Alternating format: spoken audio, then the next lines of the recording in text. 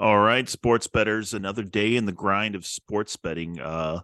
Let's not waste any time. Let's just jump right into it. We had very successful last couple of days, so let's take a look at what's been going on and what we got going on today. Hopefully, it'll be another successful day today. It's too early to tell yet. Once again, positive EV page. This is the bread and butter. Lots of bets here. Oh, this is a bet on Bet Any Sports, but I haven't placed it yet, and I'm not going to for a couple of reasons. First of all, because I already have conflicting bets on this bet. Second of all, I've actually bet every single dime I had on Bet Any Sports, so it's all pending right now. So I don't have any fresh ammo to place any new bets. I have to wait for my current bets to settle before I can start placing more bets. So for those two reasons, I will not be placing this bet. It is conflicting. And I don't really want to deposit right now anyway. So let's just hit refresh, see if anything new pops up, any other bets that I want to place.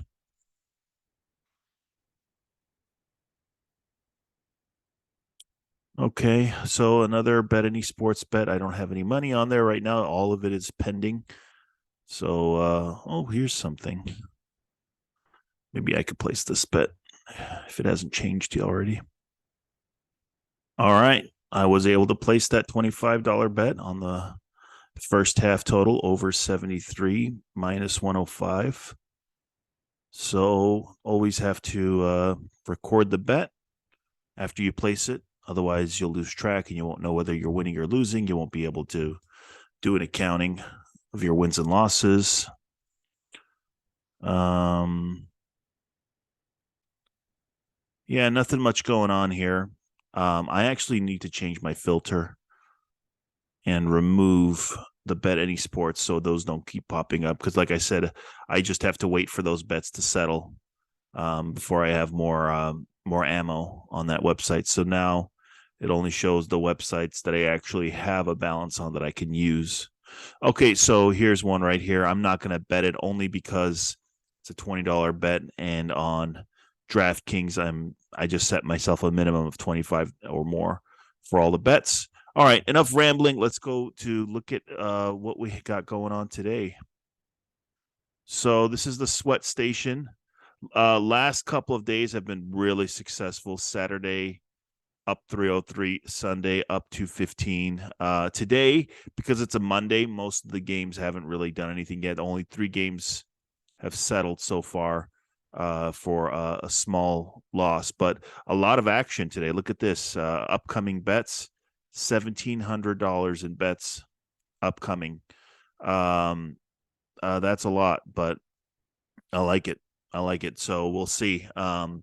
This could be a massive positive day. It could be a massive negative day. Don't know yet. So, we'll just wait. We'll have to wait for those bets to settle. But every single bet that I've placed, I have confidence in. Let's see. What else did we want to look at? We'll check the let's see what we have coming up, actually.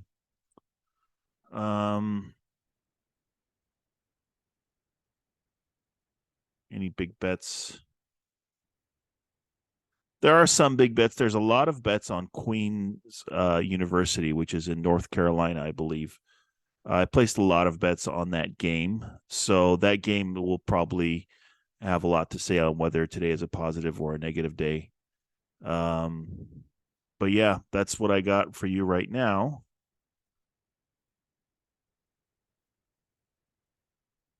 Let's go to the dashboard.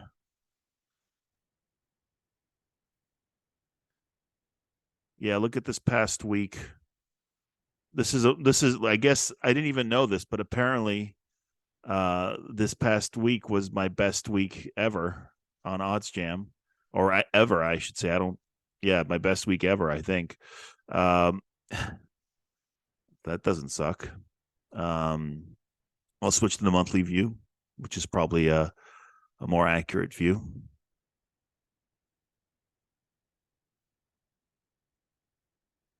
So yeah, the monthly view right here. So February has been a monster month.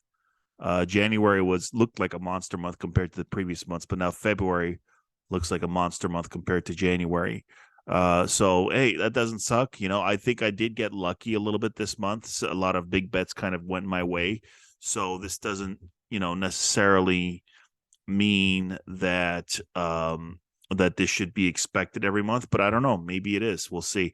The more bets you place, the better, the more profit you should have, as long as your bets are profitable. Each individual bet is profitable. Profit by Sportsbook. DraftKings is looking good. It's coming up. Bovada has been good for a long time. Continues to be good, other than the fact that they limit me.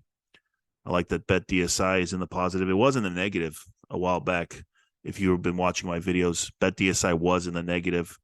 Bet Any Sports is about a wash. That's fine. I expect Bet Any Sports to be one of the big positive ones soon, but right now it's a wash. No biggie. Underdog Fantasy. I did play some Underdog Fantasy bets when I was traveling and I was in California for 8 days. I placed some Underdog Fantasy bets. I didn't really win any of them. It's not really my specialty. Fantasy Pick'em is not my specialty. I'm trying to learn how to do these properly, and I can't do it here in New Hampshire. So we'll see. If I'm traveling, if I'm at another state, maybe I'll do some more Underdog Fantasy. But for now, because I'm in New Hampshire, I would have to drive to the state line of, I believe, Maine or Massachusetts, which aren't that far away from me. But who wants to get in their car to drive just to place a bet, right? So if I'm traveling, if I'm in another state, I'll do some more Underdog Fantasy. But for now, it's kind of stuck at this negative 160. Profit by sport. Basketball is doing amazing.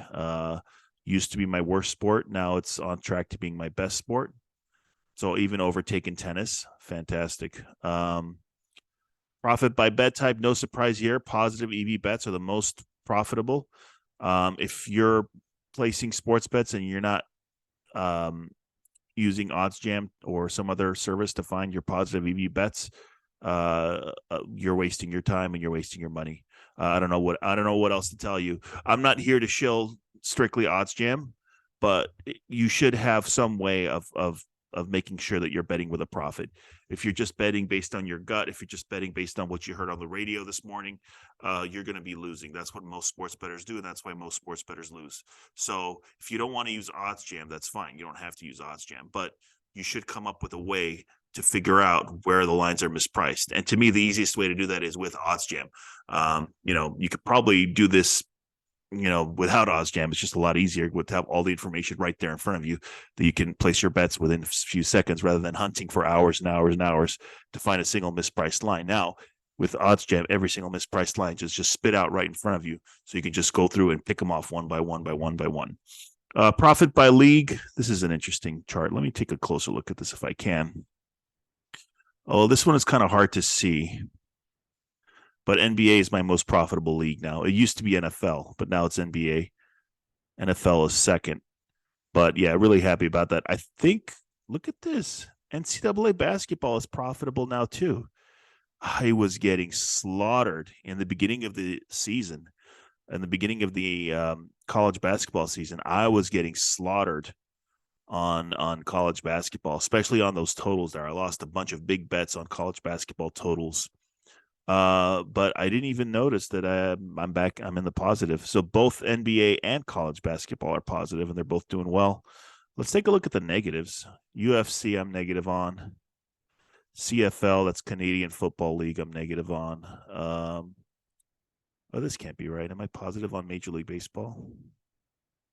That doesn't look right. I'm pretty sure I'm still losing on Major League Baseball, so maybe this chart isn't up to date. I think, yeah, I'm not sure why it's showing me a profit on Major League Baseball. I'll have to look into it. There might be some error somewhere that I have to go back and correct. Yeah, I'm pretty sure I'm still negative on Major League Baseball. PGA, yeah, I haven't figured out golf yet, so I'm new to golf betting. So PGA, I'm negative on. I'm not really sure how to fix it. So, then what's this? Oh, this is esports. CS:GO. I don't know what that. I don't even know what CS:GO is. Apparently, it's some esports thing. I placed one esports bet and I won it, so I have a $7 profit on there. All right, enough of that. Okay, so these two charts are interesting. So wagered over time, how much money I've actually wagered. August, I wagered what I thought at the time was a lot, but it actually wasn't. And then September, end of August, beginning of September, I started using OddsJam, and I started wagering more and more. And I've wagered the most in February, and that's been my most profitable month. Look at that. I wagered $26,515 so far in February. That's a little hard to believe, but it makes sense based on what I said in my previous video about that feedback loop. As you're placing bets, and your bets are winning or pushing, you're basically just reinvesting that over and over again. That's the feedback loop that I was talking about. So that's crazy that I've wagered $26,000 this month on sports. Now, average wager over time. So this chart is somewhat the reverse of the other one. So back in August, before I really knew what I was doing, my average wager was $45. I was betting too much, basically, compared to my bankroll. But I started using Kelly. I think I started using Kelly in October, because I think even in September, I wasn't really doing strict Kelly yet. I was sort of just feeling it out. And my wager did go down because I wanted to make sure to protect my bankroll. And then October, I think when I started using strictly Kelly criterion to size my bets, and my average wager was small. It was $16. And as my bankroll has grown this month, my average wager has gone up because I've been winning. So my bankroll has gone up, so I can actually increase my wager size because the bankroll has been going up, and I have a bigger cushion to sustain variance. And average profit over time, look at that. August, I was getting destroyed. Wow. And average profit is way up in February. Profit by market. This might be an interesting chart if I can ever, it's kind of tiny, if I can ever read it properly. So what are my most profitable bets? Money line is way up there, and point spread. That's crazy that money line bets and point spread bets are my two best bets. And what's like the losing one? Parlays. No surprise there. Parlays are high variance, and I don't normally play parlays, but I do occasionally play parlays. But normally, I'm not a parlay guy. Pending by bet type, I only have positive EV bets pending. That's pretty cool. Well, there aren't that many live bets right now, to be honest. I think technically there's nothing, even though it's showing there's one bet.